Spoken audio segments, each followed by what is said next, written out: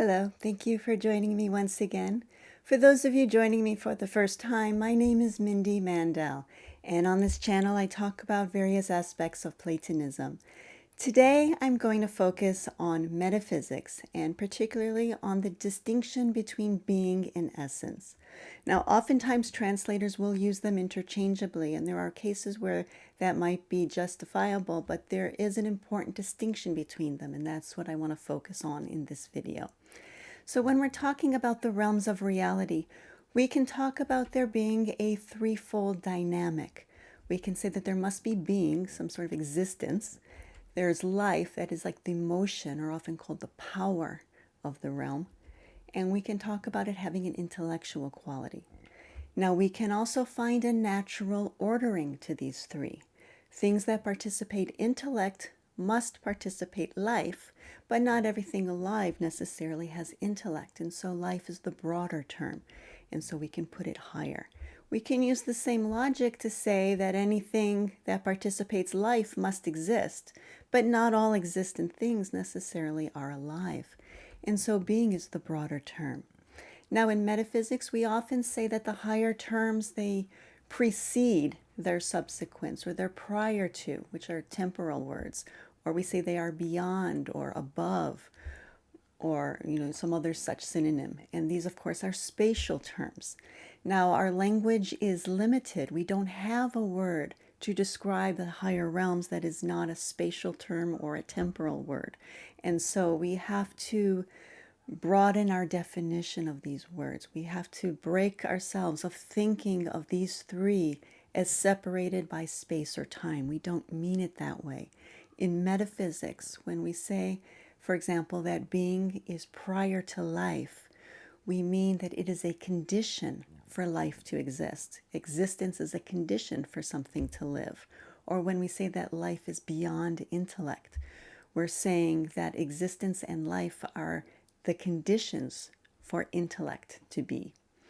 Now, oftentimes you'll see these diagrammed as a triangle rather than a straight line. The straight line just looks like it falls off and, disappears.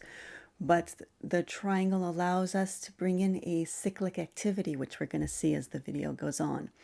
Okay, so what is the importance of these three terms? Well, initially when we're studying metaphysics, I think we just learn the terminology and we apply other terms, and we're really coming at it from a cerebral place. But as we get deeper into our studies, we want to better appreciate that reality is a cause. It is an abundant, overflowing cause. And these three terms can help us appreciate that dynamic. We'll see that as a cause, the effect, to the degree that it has sameness with its cause, it abides in its cause. To the degree that the effect has difference from its cause, it proceeds away. And then there's also this desire, you might say, a desire to return to its cause, to know its cause. And that's that intellectual activity that reverts, and it results in the wholeness of the realm and the overflowing into the next realm. Now, in much of the literature, especially like if you read the mystery schools, or also quite a bit in Plotinus as well, and you'll see in Proclus, there's this terminology as well, and you want to see the relationship of these terms to the ones that are in white or yellow. So existence and the power of the realm, and intellect, that reversion is that activity of the realm. And what we'll find is that these are going on continually and eternally. They're outside of time, outside of space, so that's not how they're separated. To better appreciate this cyclic activity of the three, I'm going to turn to Proclus, and I'm going to look at his proposition 33. It's a very short one. It says, all that proceeds from any principle and reverts upon it has a cyclic activity. So the principle, the arche in Greek, that's the being or the abiding term. And anything that proceeds from it, that's the life, and reverts back to it, that's the intellect, the activity, it has a cyclic activity. So it's only one screen. We'll go through it quickly. It's not very long, but it is an important one. He says that for For if it reverts upon that principle whence it proceeds, again, the principle is the being, it proceeds, that's the life. If it reverts back to that principle, the intellectual activity, then it links its end to its beginning, and the movement is one and continuous, originating from the unmoved, the abiding term, and to the unmoved again returning. Thus all things proceed in a circuit, from their causes to their causes again. And any of you who have read Proclus's theology of Plato knows that he has a rather complex system where every realm of reality functions this way, and within each realm, the being, life, and intellect are also triads of their own, and it's a quite complex system. And so he says that there are greater circuits and lesser, and that some revert upon their immediate priors, others upon their superior causes, even to the beginning of all things. And then in the very last sentence here, he really captures the entire unfolding and return, and our spiritual return to our cause. He says, out of the beginning, all things are, and toward it, all revert. So there is this constant dynamic, and this dynamic, then, is what we call essence. And so there are cases where being and essence might be used interchangeably, but we can see here there's a far more dynamic quality to the word essence. And we want to think of this constant dynamic, the circle, if you will. It's this activity and the result of this activity. The Greek word is ousia. Being is ontos. This is ousia. Many translators, instead of essence, will use substance. So that's another word to look for. Substance isn't always ousia, but 9 times out of 10, I'd say it is. Now, in its highest manifestation, this is reality itself. And because of the intellectual quality of this, many philosophers in this tradition will call it mind itself. It's divine mind, as in the sense that all is mind. And we can find this even in the pre-Socratics and the philosophers who were an influence on Socrates. One of those philosophers is Anaxagoras, and he wrote that both the things that are mingled and those that are separated and individuated are all known by mind. Another example is Heraclitus. He's famous for saying that you never can step in the same river twice, but that's only his understanding of becoming. He understood the ever-changing realm of becoming, but that doesn't mean that he didn't also appreciate the eternal realm of mind. And he's less famous for this, but here's one of those quotes where he says that wisdom is one, and it is to know the intelligence or the mind by which all things are steered through all things. Okay, so why are there 3? Why not 1 or 2? And why is this 3 complete, that we don't need a 4th? To better see this, I'm going to return to Proclus, and this time I'm going to look at Proposition 35.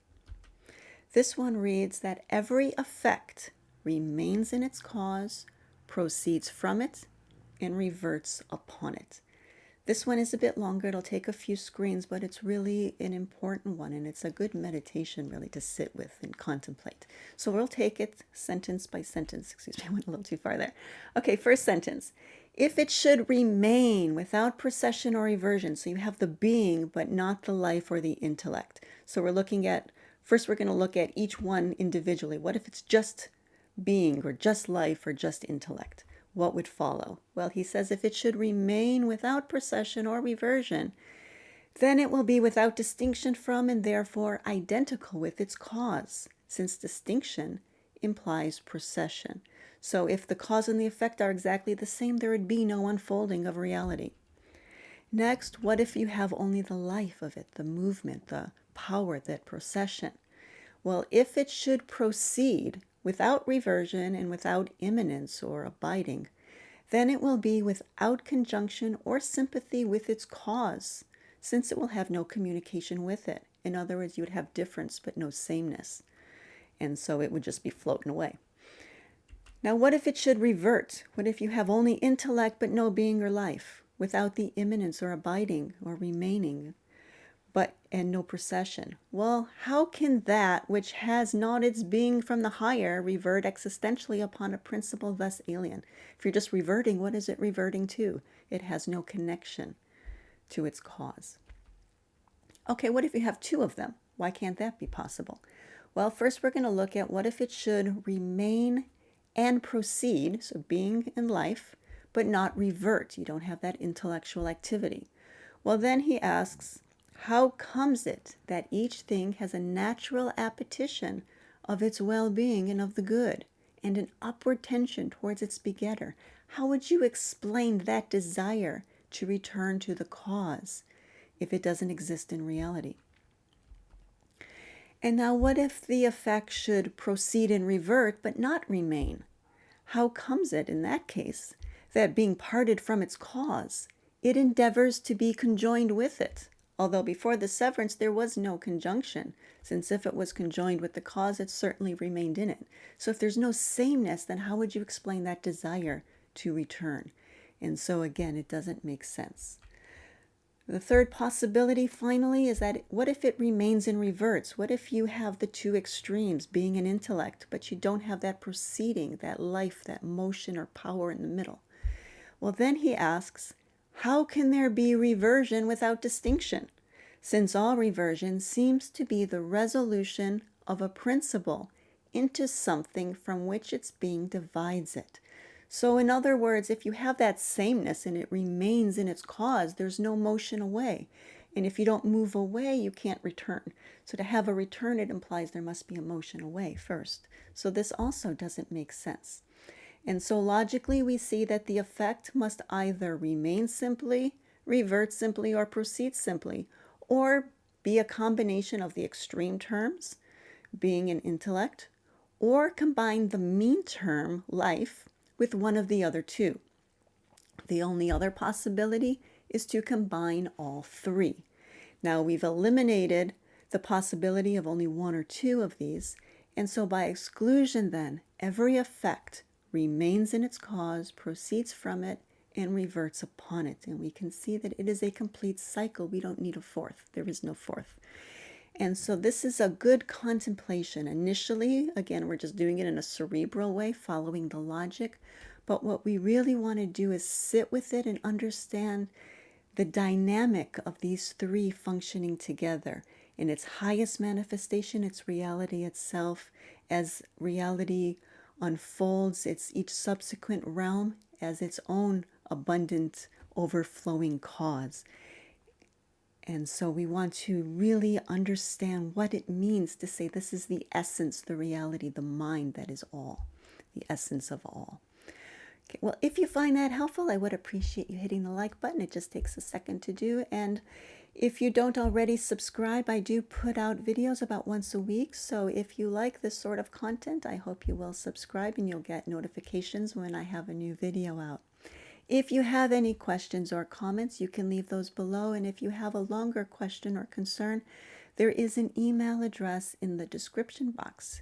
And so I'd love to hear from you. So thank you very much. I do hope you'll join me next time.